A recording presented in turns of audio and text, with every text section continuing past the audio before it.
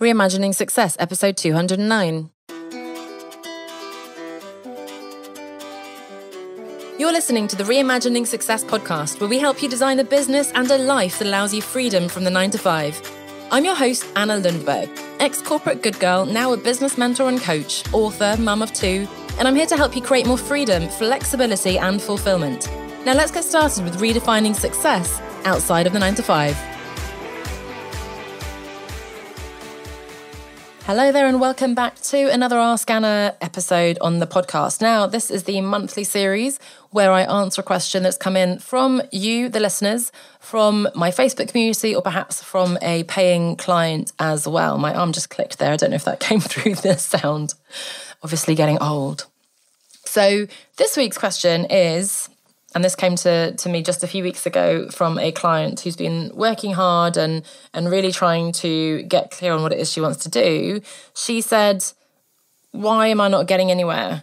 Why is this not working? Why am I not getting any more clarity? And I don't know if you can relate to this. I certainly have had this in the past, and I know it comes up again and again for people who come to me and say, look, I've gone to these conferences. I've tried this. I've tried that.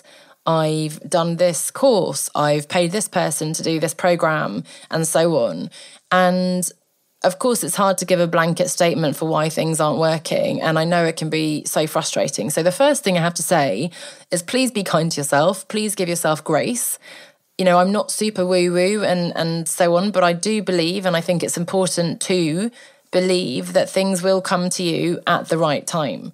So there might be some work you need to do on, you know, your inner work in terms of your beliefs. There might be something else in your life that you're distracted by and is actually a priority. There is an episode, I'll need to find it, from last year where I talk about, you know, why you're not taking action. And that's a more specific topic. But generally, you're usually not taking action if you don't know what it is you want. You might think you do, but you don't know. You don't know how to do it. So you know what you want, but you're just not clear on the way forward. Or you know what you want and how to do it, but there is something else that's more important to you, and that's what's distracting you. So you know, that might be the case. If you're not actually taking action, then that's one thing to look at. That's sort of procrastination, why procrastination becomes a problem and where that might be coming from. However, if you feel you are taking action, then the question has to be, okay, why are you not getting results? Are you taking the wrong action, and so on? Now, this specific question, the specific context that I want to talk about today was this kind of scattergun, going to all these different events, trying different things, and so on.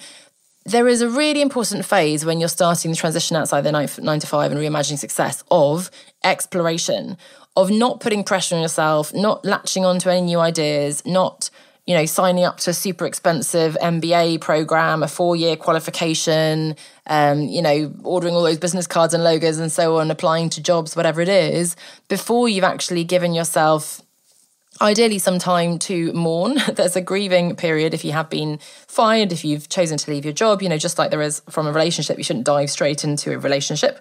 Same with a job with your business. So there's that initial grieving period, but then there's also, you know, a desire, a need to recharge, to rest, to recuperate. But even if you're feeling very refreshed and recuperated, there is a need and an important role for this exploration, for taking a step back, looking at the bigger picture, reflecting, imagining, going big before you then go narrowing down your options, filtering for feasibility and so on. And it is hard because I'm sure you're impatient to move forwards, but it really is important so that you don't, again, go, oh, well, yeah, I'm going to do this. And then you sign up to that course. And then 2 years down the line, you're paying lots of money. You now have to earn even more money with your business, and you're not even sure if that is what you want to do. Now, there is actually an element of whatever decision you make can be the right one. So that's also exciting in a way. Choose a horse and go for it, right? Follow your curiosity, explore, give it a go. You'll never know until you try it. So if you've enjoyed something, if you found something interesting, if you've spoken to someone and something seems feasible, it seems to fit pretty well with your criteria, then by all means, give it a go.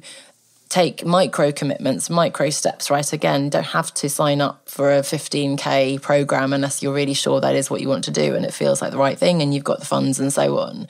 So again, there's this time to explore, to reflect, to take that step back and look at what it is you want. Now, again, the specific context here that may or may not be something you've experienced is signing up to programs and things that aren't the right thing for you and certainly aren't the right thing right now. And I've done this, and there are programs, and unfortunately I haven't done them all, so I'm not going to name them necessarily. I might name a couple, and it's not saying that they're bad programs. It's just that they're set up in a way that they don't give you what you need at a particular part of your journey, right? So in particular, there are memberships, where you can join big communities of people, which is amazing because you're already then immersing yourself, you're deep into this community or other people doing what you want to be doing, and that can make things very real for you. But then there's this membership site with countless trainings on all these different topics, and you should be doing Facebook marketing and Instagram reels, and you should be doing an email sequence and webinars and launches, and this is how you write your book and launch your podcast and so on. There's all this very tactical stuff, very, very comprehensive, supportive, but if you don't even know what it is you want, if you don't have the business yet, if you don't know what your foundations are, if you don't have the business model in place, if you haven't even, again, spent that time exploring and getting clear on your vision, your criteria, then all that stuff is pretty useless. If you start doing those things before you actually have the business model, a very simple example, if you start a Facebook group, if you start marketing and so on, you don't know who your ideal client is, you don't know what the problem you're solving is, you don't even know if you should be doing B2C, business to consumer, or B2B, business to business. So a Facebook group is not the right thing, most likely, if you're going to be doing business to business. If you're starting lots of things on Instagram before you really know, is your client on Instagram? Do you want to be on Instagram? Is that the right place to be? There's just some examples of kind of jumping onto a channel because you've been told that's what you should be doing.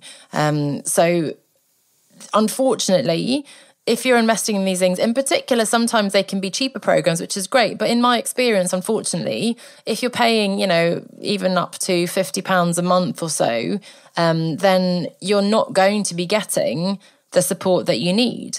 It is by definition a great way for that business owner to reach lots of people, to have that big supportive community, but it's impossible in that community, and I wouldn't demand that of them, to provide the tailored support, the one-to-one or even the intimate group support that you need, right? The personal feedback, the bouncing back and forth, the sounding board, I think it's called, the coaching, the mentoring, and so on. Now, not to say that you now have to go and invest £10,000 or whatever it is in a one-to-one coach, but you need to be looking at how you can get clear on those fundamentals. Then once you've decided, hey, this is the business model I want for myself, by all means, go and find the person who teaches that particular model or technique. If you know that YouTube is going to be massive for you, then you can go and pay and work with, or certainly probably start with the free stuff maybe, follow influencers and experts who teach YouTube. If you know that Instagram is the right place, then you can go to Instagram. If you know that your email list is going to be really important, if you know LinkedIn is going to be important, if you know you need to get better at selling, then you can work with someone who's going to teach you how to sell. So you have to know what it is you don't know before you go out there and just, join a course, a program, a membership, thinking, yeah, it's amazing and it sounds incredible value, right? Because you get all this stuff and they have these massive sales pages that list all these things, and that's worth £1,000 and this is worth 3,000, 2,500. You get access to all these worksheets and what are they called? I can't remember what they're called, those swipe files, I think they're called in America at least, the templates, and, you can copy paste these emails and so on. Great, but why? That's not actually going to get you anywhere. So all that's going to happen, as is the case with this client of mine, is that you'll get frustrated. You're not making progress. You're paying a bit of money, but even, a small amount of money adds up if you're then not getting anywhere, not getting the results you want, and it's more frustrating than not doing anything. Actually investing perhaps in something that is going to get you to where you want to be is so much more valuable, right? So it's about the value. It's not just about the numeric, the sort of the quantity, the price itself. Now, I mentioned, up to, let's say, £50 a month.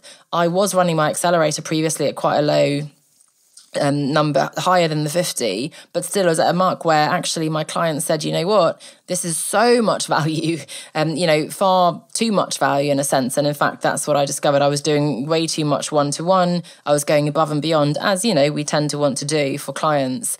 And I was also attracting a bit of a mix of people who perhaps couldn't quite afford it anyway, and so shouldn't really be investing in this type of program. So, in fact, for me, the best way for me to help my clients is to be allowed to get involved and give tailored feedback and have regular calls and be supportive and have that accountability and be the sounding board and so on.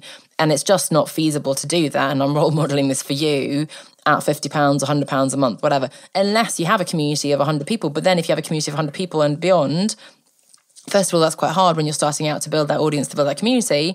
But secondly, you're not going to be able to provide that support then. Yes, you can do multiple calls, multiple time zones, you can have associates doing them for you and so on. In the model where you're a solopreneur and you want to actually be the one, and people are, as a client said to me the other day, people are buying because of me, right? I'm the expert. They're buying because of, not because my program is world renowned in the universe, but rather because they know me and I'm credible and they believe I can help them. Then I really truly believe that it's important that I am then available and I am the one supporting them. Of course, I can have tech support or admin support and even simple questions and resources and so on can be shared. But my model, at least, is for me to be very present and very much being the one to deliver the coaching and the training and so on, right? And that model, again, is not possible with such a low ticket offering. So again, coming back to the other side of the spectrum, if you're the customer, I would suggest that you should be wary and wary, maybe rather. I'd certainly be wary after many of these investments. It might seem like, and in fact, I hold up my hand here because I joined another group this year, and it wasn't in any way a mentoring group and so on, but it was a, what do they call it? I don't know, but a women's business group, I won't name it. And I'm already disappointed. There was supposed to be some mentoring in there. I reached out to a few mentors several times, haven't heard from anybody. I didn't actually want to put myself forward as a mentor because I actually feel I do mentoring and coaching in my paid work, and I was really looking forward to being inspired by other women and connecting. Nothing there. Again, they have a massive library of trainings and so on, but really it's stuff that I know. I'm not in the season in my business where I need lots more knowledge. It's actually rather for me to be teaching those things, for me to be up-leveling, yes, with a more experienced, successful mentor perhaps, or someone who's really great at a specific thing that I'm perhaps lacking or want to develop. But just having access to another, low cost group with lots of trainings and a passive group where people aren't really active, that isn't going to do it for me. So I'd really suggest to you, if you're feeling, I've done all these things, really ask yourself, what are you doing? Are you just kind of haphazardly doing stuff? Again, at the beginning, by all means, follow your curiosity. If you see an event that looks interesting, if it is free or, low cost, then by all means, if it's kind of a low-hanging fruit that won't chip into your savings, then yes, it's sort of low effort. It's why not? But on the other hand, if it's also low reward, if you're finding you're not getting anything out of these, then maybe take a moment, take a step back, stop exposing yourself to all that noise and confusion, get back to actually what it is you want, try to listen to your intuition, maybe work with a coach to help to support you work out what actually you want, the bigger vision, what the business model is for you and so on. And of course, that's what I've been talking about the last few weeks, the 5 pillars. So for me, what this comes down to is that you're missing something in one of those 5 pillars. If you're trying to implement this strategy that some coach or mentor has told you, some guru, and it's not working, or if you're just sort of passively, yeah, that sounds great, but it's not right for me, then you're missing some of those fundamentals. And so you might be missing clarity on your bigger picture vision and definition of success. You might have those beliefs and mindset issues that are holding you back, that are sabotaging you. Effectively, imposter syndrome, self-sabotage can be huge issues. You just don't believe that this is possible. And so your behavior is actually reflecting that, even though you think you're taking action, you're not. Choosing that right business model, the foundations of knowing your criteria, knowing the clients you want to be working with, making sure that that's going to ladder up to your financial goals and your lifestyle aspirations as well.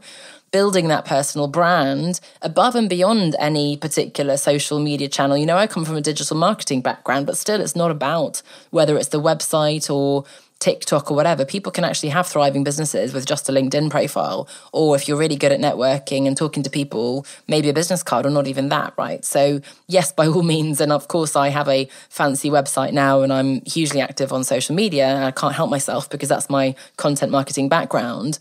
But it's not about the latest, you've got to do these reels, or you've got to post this number of times at that time of day, and this is the format and so on. We tend to get really busy with that kind of busy work, and it's not what's going to actually drive the business. And so having the right business model, building that personal brand, and again, looking at how it looks from that work-life integration standpoint. So I would encourage you, if you haven't already, to check out the free assessment I have, onestepoutside.com/scorecard, onestepoutside.com/scorecard. It's a quiz essentially with 10 questions on each of those 5 pillars. And importantly, whether or not you choose to work with me, at the end, there are really actionable steps for you to take depending on where you see the gaps. So please do look at that. Let me know, of course, if you have feedback or questions, and if you are interested in then getting my support in terms of either clarifying or implementing the steps that you want to implement. But whether or not you come to me, again, this is a great resource for you to see where are those gaps. Is it that you're not clear on your vision? Are there mindset, belief issues holding you back? Is it the business model? Is it the brand platform? Or is it that kind of day-to-day work-life integration? So one more time, onestepoutside.com/scorecard. Have a go at that. I would love to hear how you get on. So do get in touch, LinkedIn, Instagram, wherever we're connected, or podcast@onestepoutside.com. And of course, if you do want to take it further, we can talk about what that looks like. But in the meantime, hope you enjoyed today's Ask Anna episode. Of course, you can also message me, email me if you have your own question that you'd like me to answer, either here or in a video, or if it's very specific in an email to you. But I really believe that generally, if you have a question, then lots of other people have that question too. So I'd love to share it with the community as well, so other people can benefit from your insightful question. And yeah, that's it for this week. We have another interview coming up, I believe, next week. Then we are into December. Jingle bells, jingle bells. Lots of envisioning for next year and hopefully recharging, eating lots, in my case, of saffron buns and cinnamon buns, and also English Christmas turkey and all the trimmings. So whatever it is you have planned, hopefully you can take some time off, and I wish you a lovely few weeks. But we're not quite there yet, so hold your horses. Let's get through November, early December, and then we will see each other in 2023. But thanks so much for listening, and I'll see you back here with that interview next week. Bye for now. As it turns out, deciding that you want to create a career and a life for yourself outside of the 9 to 5, deciding to quit your job and start a business is only the beginning. It is a massive step. It requires a lot of courage and commitment, but it's just the very first step. Through the twists and turns of my own transition out of my corporate employment into working for myself, and through supporting my clients and community over the past several years, I've identified 5 key areas that you need to focus on to make your business and your lifestyle viable for the long term. To find out more about these 5 pillars and to check to see where you are in each of the 5 pillars, grab the free scorecard at onestepoutside.com/5 pillars. That's onestepoutside.com/5 pillars.